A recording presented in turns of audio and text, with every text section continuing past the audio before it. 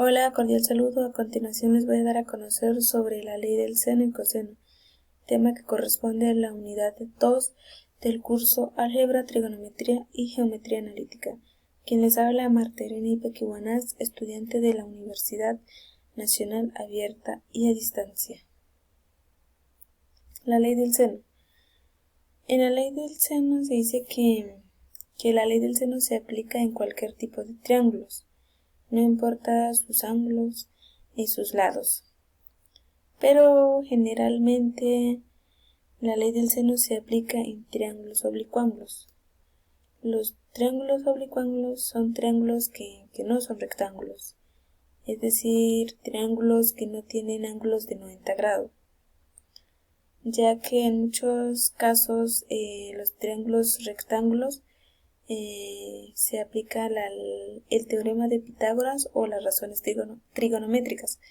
Por eso la ley del seno se aplica más que todo en triángulos oblicuángulos. Como podemos evidenciar en esta imagen, tenemos un triángulo oblicuángulo. Los ángulos se designan con letras mayúsculas. En este caso podemos ver el ángulo A, el ángulo B y el ángulo C. Estos ángulos se designan con letras mayúsculas y no importa el orden.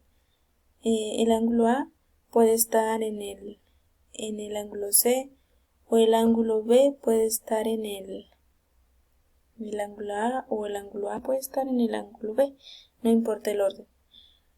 Lo que sí es realmente importante y hay que tener en cuenta es que en el opuesto del ángulo A debe estar el lado A, y en el opuesto del ángulo C debe estar el lado C, y en el opuesto del ángulo B debe estar el lado B.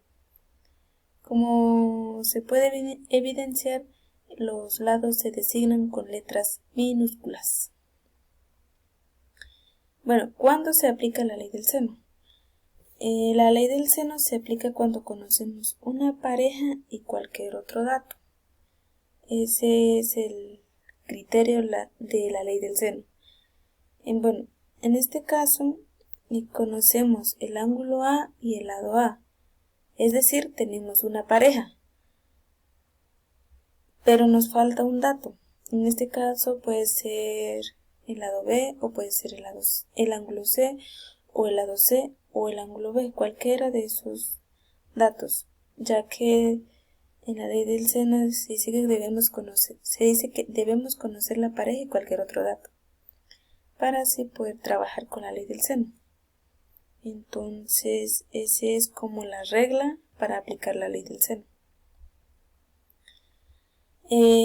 Asimismo, en la ley del seno, la ecuación se describe de dos formas. La primera es que el lado A sobre el seno del ángulo A, el lado B sobre el seno del ángulo B, el lado C sobre el seno del ángulo C. O también se puede escribir de esta manera: el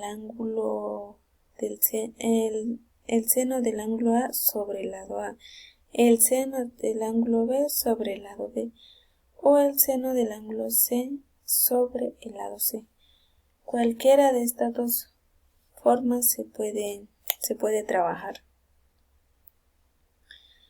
Asimismo, hay que tener en cuenta que la ecuación nunca se utiliza completa, porque hay que tener en cuenta los datos que aparecen en el triángulo. En este caso tenemos el ángulo A y el lado A, entonces se utilizaría esta ecuación. Y por decir, conocemos el lado B, entonces estaría utilizando esta ecuación. Estas dos ecuaciones se trabajarían, pero sí hay que tener en cuenta que en la ley del seno la ecuación nunca se trabaja completo, se trabaja dependiendo de los datos que conocemos.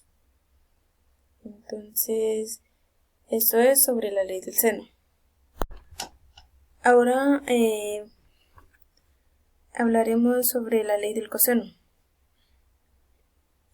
Como dije en la ley del seno, en esta ley también se dice que en la ley del coseno se aplica para cualquier tipo de triángulos, no importa sus ángulos o sus lados.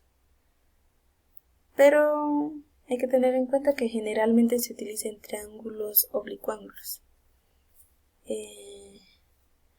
Asimismo, los ángulos se designan con letras mayúsculas, no importa el orden, y los lados se designan con letras minúsculas. Lo que sí hay que tener en cuenta es que el opuesto del ángulo A, en el opuesto del ángulo A debe estar el lado A. Asimismo, el opuesto del ángulo B debe estar el lado B, y en el opuesto del ángulo C debe estar el lado C. Eso sí es importante tenerlo en cuenta.